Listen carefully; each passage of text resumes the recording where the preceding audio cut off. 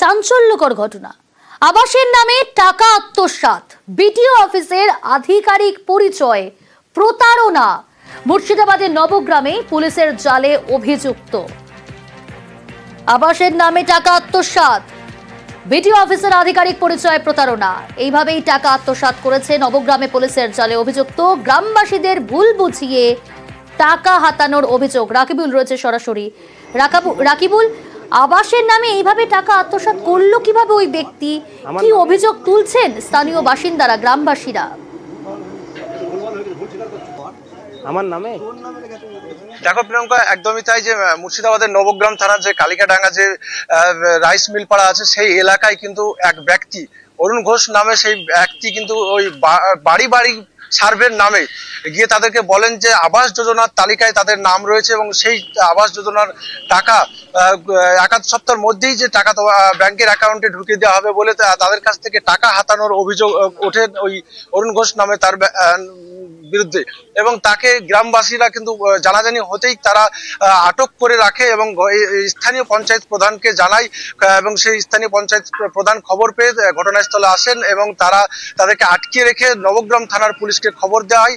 খবর দেওয়ার পরেই তাকে আটক করে নিয়ে যায় থানায়।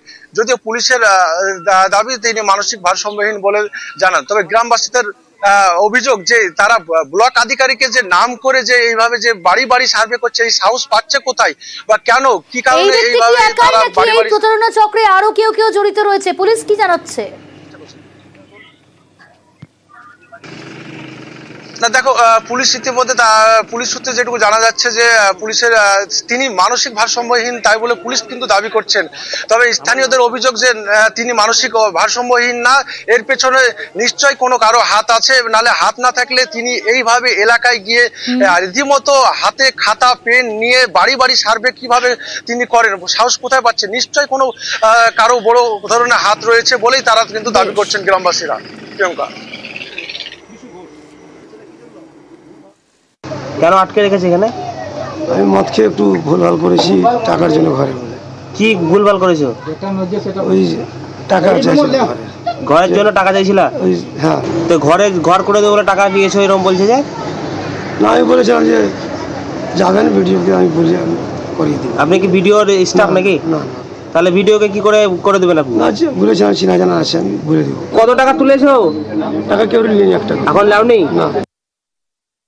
এখানে ঘটেছিল এক অপরিচিত লোক, হ্যাঁ, সে ব্লকের নাম করে এখানে আবাস যোজনার ঘর দেবো বলে তাদের কাছ থেকে ব্যাংকের বই, আধার কার্ড, তারপরে ভোটার কার্ড নিয়ে বলছে যে আপনারা এই কাগজগুলো দেন, আপনাদের ঘরের টাকা ঢুকে গেছে, আপনাদের 1600 টাকা করে লাগবে, এই টাকাটা নিয়ে আমি এক্ষুনি ব্লকে যাব, ব্লকে 1 নম্বর ঘরে গিয়ে দিয়ে আপনাদের টাকা তোলার ব্যবস্থা করে দেবো, এই বলে প্রত্যেকটা আর এখানকার বাড়িতে বাড়িতে গিয়ে মেয়েদের কাছ থেকে টাকা তুলছিল। আমি প্রশাসনকে ডেকে পুলিশের হাতে এখন আপাতত তুলে দিয়েছি।